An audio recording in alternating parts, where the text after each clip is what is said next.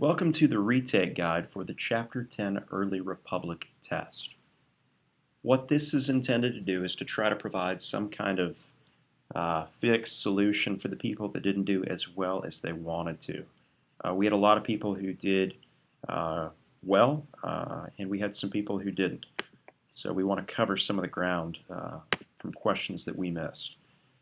What you'll see is you're looking essentially at the questions as I see it through Edmodo when you take that test. And you'll see that certain questions were more challenging than others. And those that were, we want to cover and make sure that we understand that information.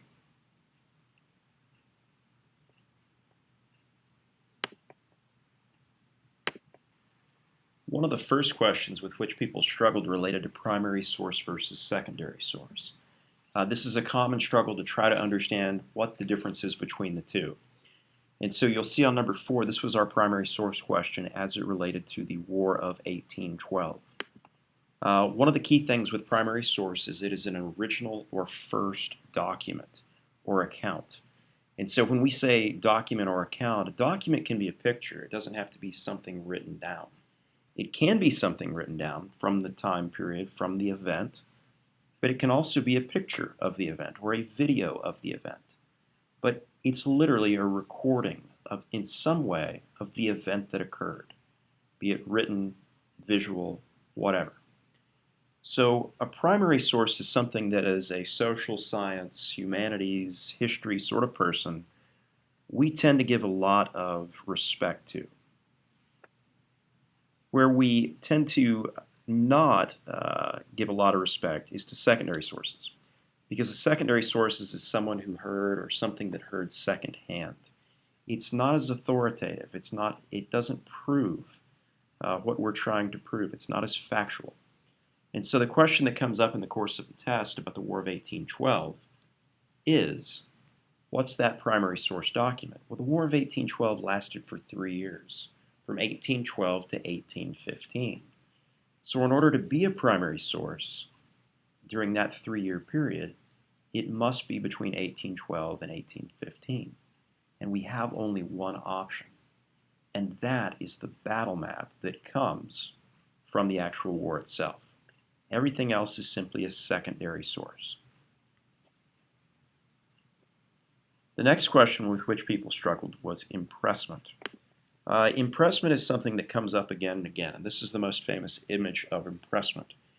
Impressment was something that the British began to do as they needed numbers and men for their ships as they fought Napoleon in the Napoleonic Wars.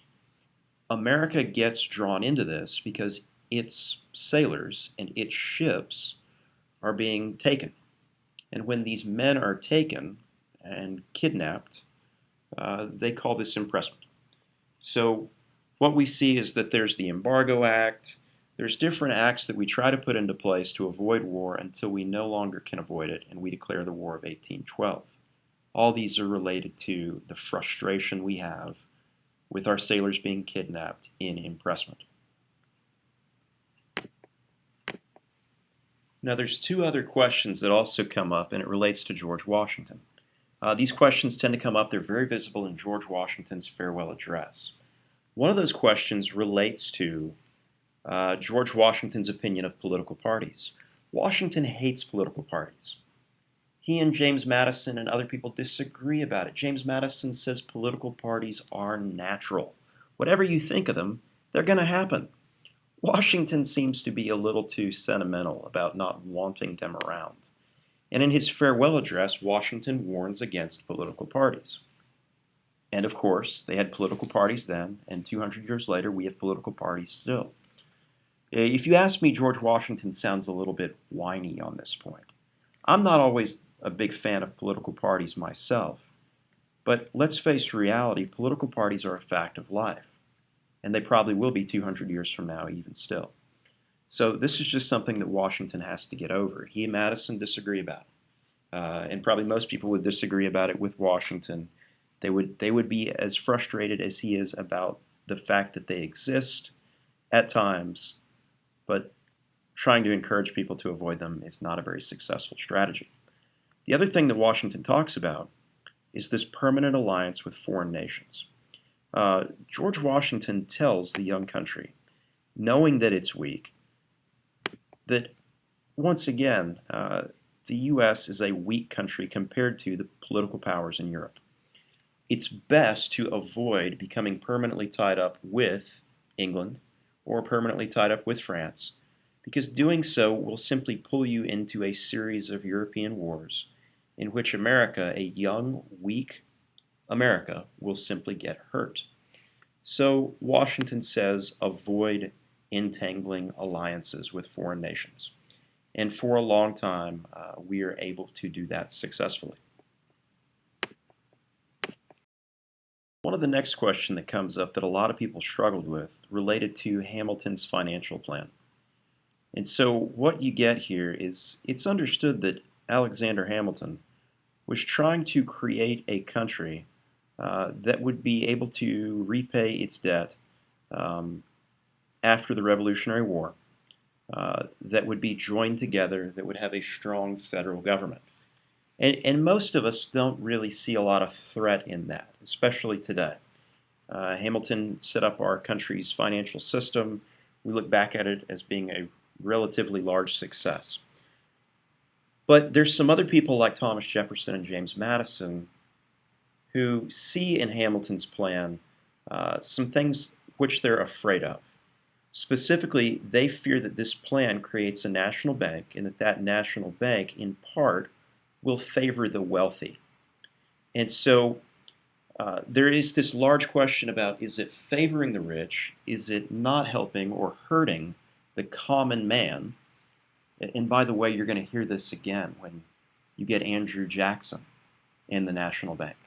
Jackson will be the one that kills the National Bank. A lot of the same issues. Fear about the National Bank and it hurting the common person. But Jefferson and Madison raised this fear about the National Bank hurting the common people. The other thing that they say about Hamilton is that the creation of the National Bank is not really constitutional, that the Constitution doesn't allow for that. He's gone beyond what the Constitution allows for. So there's some different opinions here. They think he's gone too far in order to strengthen the federal government. And they fear that it is a plan that favors the wealthy at the expense of the common person.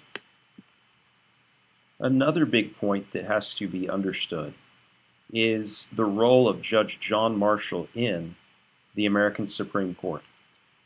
When you look at Washington, D.C., and we're zooming in on it now, the Supreme Court is situated back here behind the Capitol. And so you'll see it. For some reason, the Capitol is not popping up. It doesn't have the 3D model at the moment. And the Supreme Court does. I have no idea why that is at the moment. Either way, this is the Supreme Court. And what Judge John Marshall is going to be able to do is he sets a lot of those early decisions in place. The biggest of these will be Marbury versus Madison. So here again this is basically the Capitol building. Down the road here is the White House right there. And kind of back behind the Capitol, back here again, is the Supreme Court. And there are your three branches of government. Well, Judge John Marshall, in his ruling, Marbury versus Madison, is going to come up with what we call judicial review.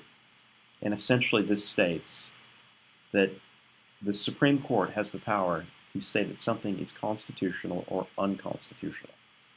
In effect, that gives the Supreme Court the power to throw legislation out.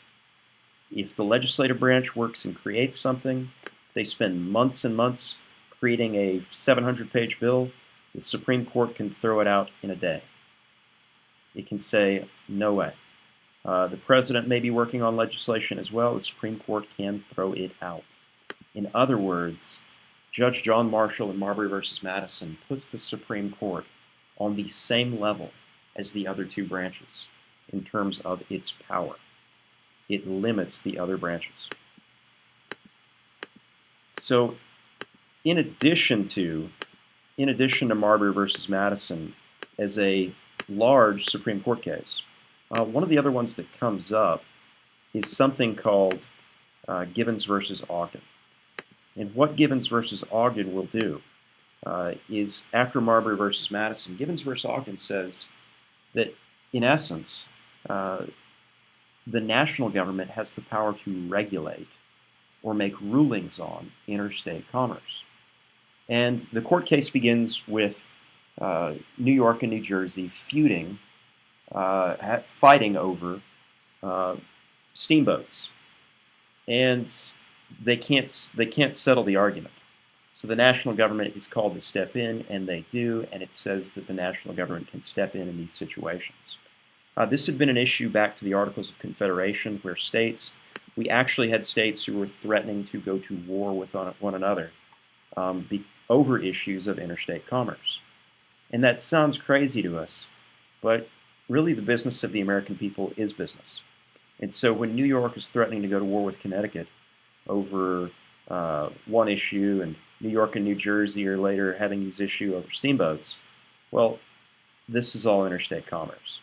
And the federal government, according to Gibbons versus Ogden, has the power to regulate that. So again, thank you, those of you who basically tuned into this one, watched it. Doing this should help you out with your second attempt at the test. Please schedule a time with me to come in the morning so that we can have a retake and you can improve your test average. Thanks.